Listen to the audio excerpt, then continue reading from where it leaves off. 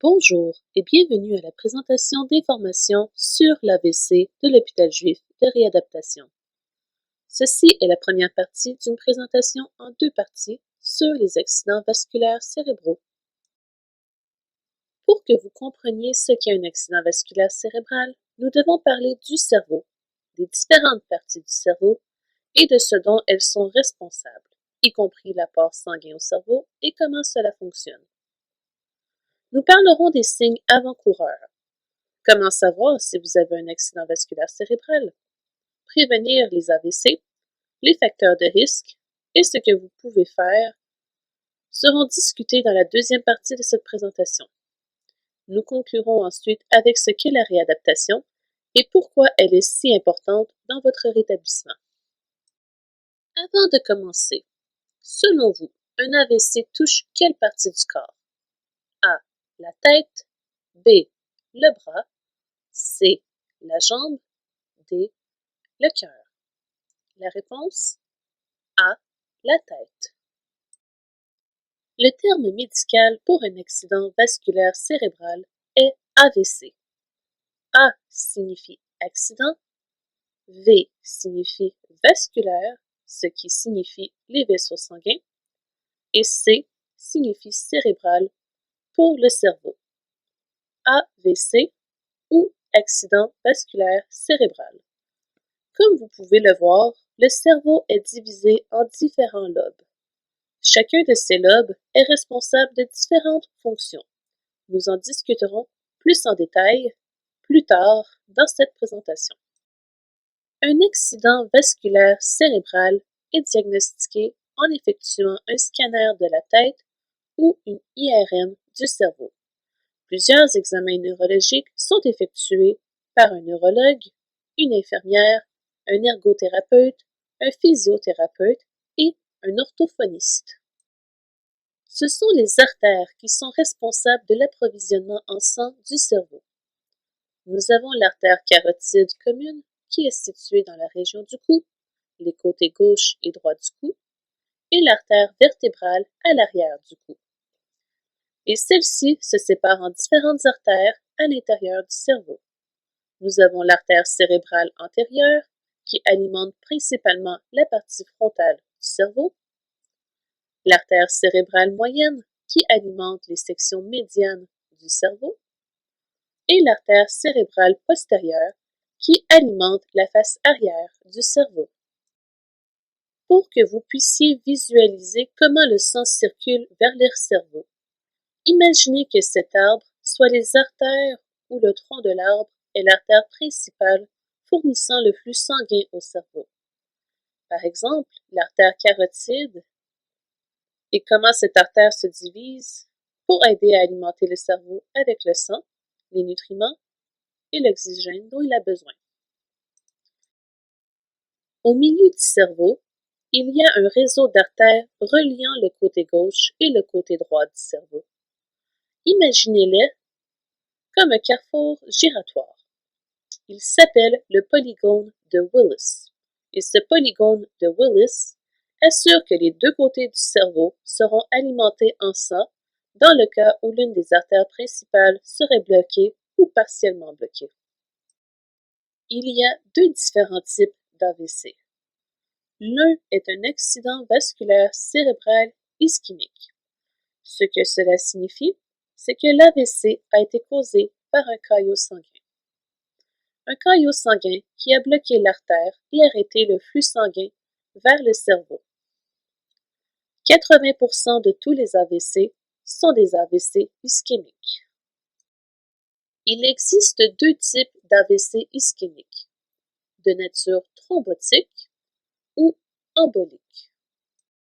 Un AVC ischémique thrombotique est causé par un caillot sanguin qui se développe dans le vaisseau sanguin à l'intérieur du cerveau. Un AVC ischémique embolique est causé par un caillot sanguin ou des débris de plaques qui s'est développé ailleurs dans le corps, s'est rompu et s'est déplacé vers l'un des vaisseaux sanguins du cerveau par la circulation sanguine. Un AVC ischémique peut également être causé par une dissection de l'artère carotide ou vertébrale. Cela signifie que la paroi interne de l'artère a été arrachée ou détachée de la paroi, provoquant une diminution significative du flux sanguin vers le cerveau ou une obstruction totale du flux sanguin. Il peut également être causé par un trouble du caillot sanguin appelé trouble d'hypercoagulation. L'autre type d'AVC est l'AVC hémorragique. Qu'est-ce qu'un accident vasculaire cérébral hémorragique? Un AVC hémorragique survient lorsqu'un vaisseau sanguin qui alimente le cerveau se rompt et saigne. Et lorsqu'une artère saigne dans le cerveau, les cellules et tissus cérébraux ne reçoivent pas l'oxygène et les nutriments dont ils ont besoin. La pression s'accumule dans la zone environnante, provoquant une irritation et un gonflement qui entraînent d'autres lésions cérébrales. Les accidents vasculaires cérébro-hémorragiques sont divisés en deux catégories principales. Hémorragie intracérébrale, ce qui signifie que le saignement provient des vaisseaux sanguins du cerveau, ou hémorragie sous-arachnoïdienne, ce qui signifie que le saignement se produit dans l'espace sous-arachnoïdien, qui est l'espace entre le cerveau et les membranes qui recouvrent le cerveau. Un AVC hémorragique peut être causé par un anévrisme ou une malformation artério-veineuse, MAV. Un anévrisme est une zone de ballonnement affaiblie sur une paroi artérielle et présente un risque de rupture. Ils peuvent être congénitaux, ce qui signifie qu'ils peuvent être présents à la naissance ou peuvent se développer plus tard dans la vie en raison de l'hypertension artérielle ou de l'artériosclérose. Une MAV est une maladie congénitale qui signifie qu'elle était présente à la naissance et se compose d'un enchevêtrement anormal des artères et des veines. Lorsque nous parlons d'AVC, nous devons parler d'AIT pour un accident ischémique transitoire. Certains pourraient appeler cela un mini-AVC, mais c'est vraiment un signe d'avertissement majeur. Un AIT est un blocage temporaire du flux sanguin vers le cerveau. Comme il ne cause pas de dommages permanents, il est souvent ignoré, mais c'est une grosse erreur. L'AIT est un signe avant-coureur grave qui peut signaler un AVC à venir. Lorsque vous remarquez les symptômes pour la première fois, vous devez obtenir de l'aide immédiatement et appeler le 911 car il s'agit d'une urgence médicale. Le cerveau est divisé en deux parties. Le côté gauche, appelé hémisphère gauche, et le côté droit, appelé hémisphère droit. Le côté gauche du cerveau contrôle le côté droit du corps, et le côté droit du cerveau contrôle le côté gauche du corps. Le côté gauche du cerveau contrôle les mouvements du côté droit du corps. Il est responsable de la pensée critique, de la pensée logique, du raisonnement. Il est responsable du langage. Les gens qui dominent de ce côté du cerveau sont très bons en sciences et en mathématiques. Il est responsable de notre rédaction et de nos compétences numériques. Lorsque nous avons un AVC du côté gauche du cerveau, vous pouvez avoir un affaiblissement ou une paralysie du côté droit du corps. Vous pourriez avoir des problèmes d'élocution et de langage. Vous pouvez être très lent et très prudent dans votre comportement. Vous aurez possiblement des difficultés à organiser les tâches. Vous pouvez avoir une faiblesse faciale ou des problèmes de déglutition et des pertes de mémoire. Le côté droit du cerveau contrôle le mouvement vers le côté gauche du corps. C'est d'où viennent la créativité et l'imagination. Notre intuition, notre perspicacité, notre conscience musicale et notre conscience artistique, ainsi que notre reconnaissance spatiale. Lorsqu'il y a un accident vasculaire cérébral droit, vous pouvez avoir une faiblesse ou une paralysie du côté gauche du corps, des problèmes visuels.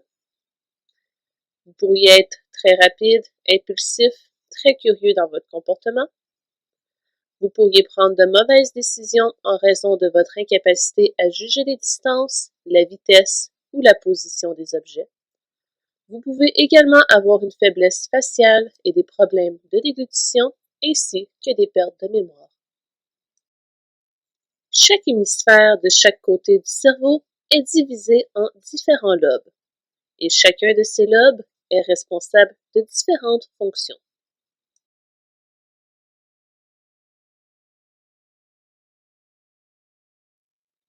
Le lobe frontal est responsable de la coordination des mouvements tels que la marche et la recherche d'objets.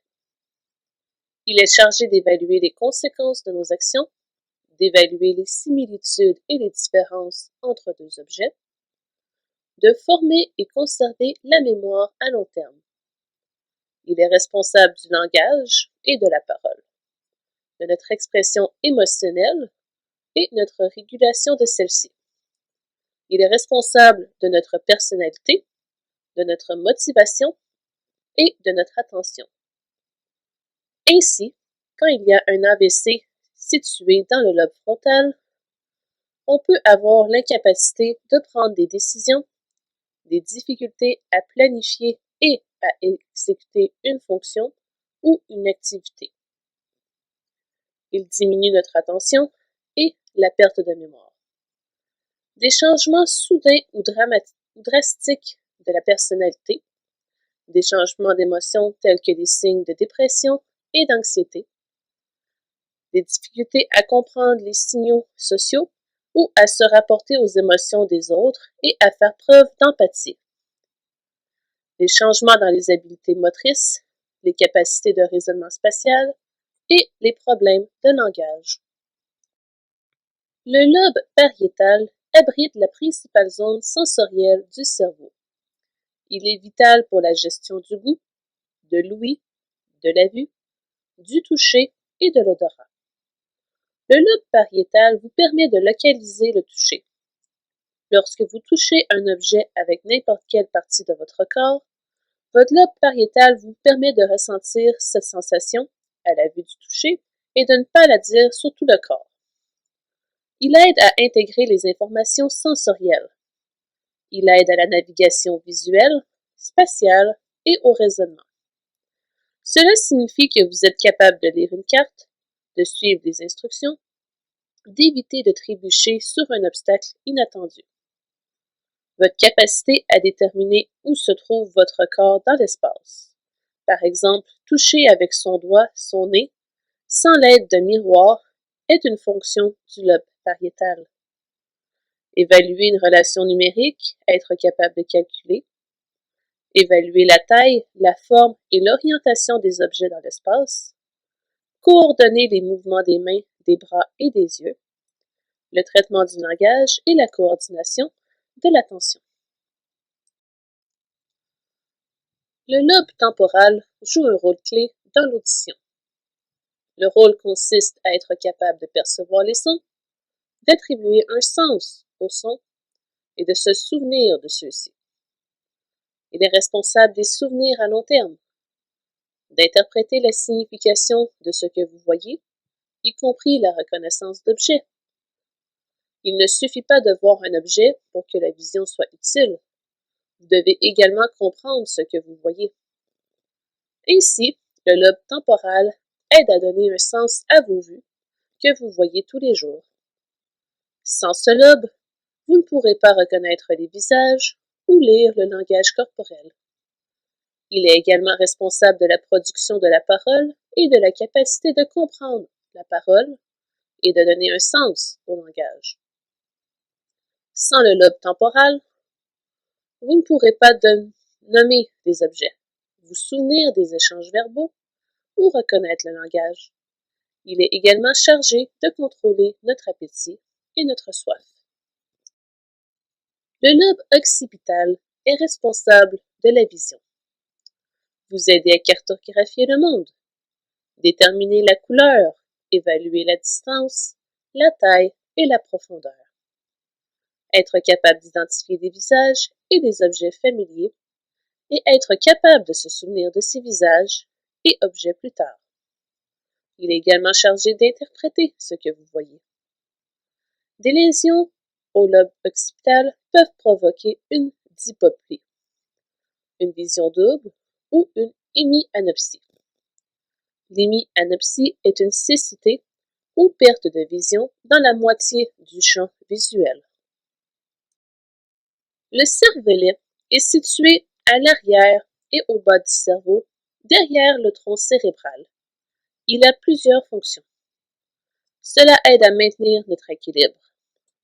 Le cervelet possède des capteurs spéciaux qui détectent les changements d'équilibre et de mouvement. Il envoie des signaux au corps pour s'ajuster et bouger. Il est chargé de coordonner le mouvement. La plupart des mouvements du corps nécessitent la coordination de plusieurs groupes musculaires. Ainsi, le cervelet dit aux muscles de bouger pour que le corps puisse bouger en douceur. Il est responsable de la coordination des mouvements oculaires. Il est responsable de l'apprentissage moteur, ce qui signifie qu'il aide le corps à apprendre des mouvements qui nécessitent de la pratique et des réglages précis. Par exemple, le cervelet joue un rôle dans l'apprentissage du vélo ou de jouer d'un instrument de musique. Le cervelet et le tronc cérébral travaillent ensemble pour gérer les fonctions vitales telles que la respiration, la circulation sanguine, le maintien de la fréquence cardiaque, le sommeil, la digestion et la déglutition. Vrai ou faux? Existe-t-il plus d'une sorte d'AVC? La réponse, vrai. Pourriez-vous reconnaître les signes d'un AVC ou d'une AIT? Il est important d'apprendre les signes d'un AVC. Votre visage est-il affaissé? Êtes-vous incapable de lever les deux bras normalement? Avez-vous des troubles de prononciation? Il s'agit d'une extrême urgence et devez composer le 911. Apprenez à reconnaître les signes. Plus vite vous réagissez, plus vite vous sauvez la personne. Vrai ou faux? Je peux être victime d'un AVC lorsque je ressens une lourdeur dans la poitrine ou une sensation d'oppression. C'est faux. Un mal de tête soudain, inhabituel ou grave? Vrai. Vrai ou faux?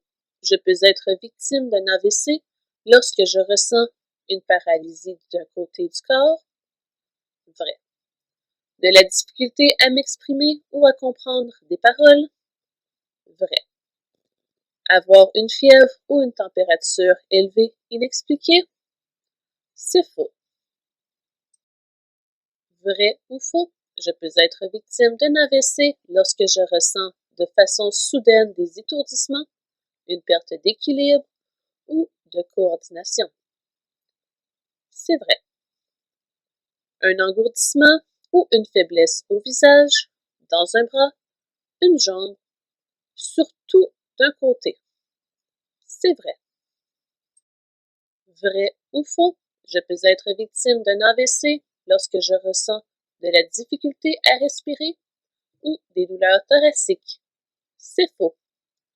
Une vision double ou une perte de vision d'un seul côté? C'est vrai. Si je crois être victime d'un AVC, je dois faire comme indiqué dans le choix A, B ou C. A. Téléphoner à mon médecin et demander un rendez-vous le plus vite possible. B. M'allonger et me reposer jusqu'à ce que les symptômes disparaissent, particulièrement s'ils sont légers. C. Composer le 911. La réponse, C.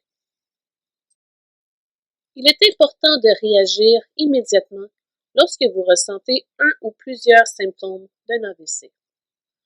Il y a un médicament qui s'appelle TPA, activateur de plasmagène tissulaire. Il est efficace pour les personnes ayant subi un AVC ischémique tant qu'il est reçu par voie intraveineuse dans les 4 heures suivant l'apparition de l'ensemble des symptômes. Il agit en essayant de dissoudre le caillot sanguin et de rétablir le flux sanguin vers le cerveau. Cela permet au cerveau de rester en bonne santé avant que les dommages d'un AVC ne puissent survenir. La thrombectomie endovasculaire est également utilisée pour le traitement de l'AVC ischémique. Le médecin insérera un tube fin à travers une artère dans l'aine du patient, le guidant par imagerie au rayon X à travers les vaisseaux sanguins jusqu'au cerveau et en y récupérant et retirant le caillot. Mais cela ne peut être fait que dans la fenêtre de 6 heures à partir du début des symptômes de l'AVC. Pourquoi la réadaptation est-elle importante? C'est le facteur le plus important pour stimuler le processus de neuroplasticité chez les patients après un AVC. Qu'est-ce que la neuroplasticité?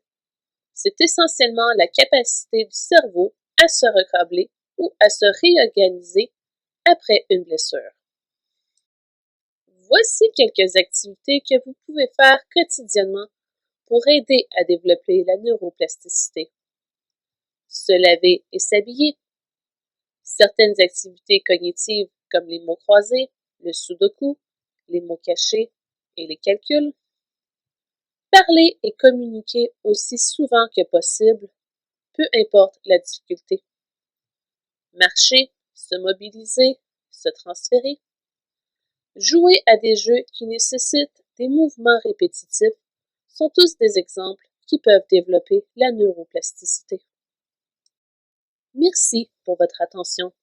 Pour toute question, veuillez vous référer à n'importe quel membre de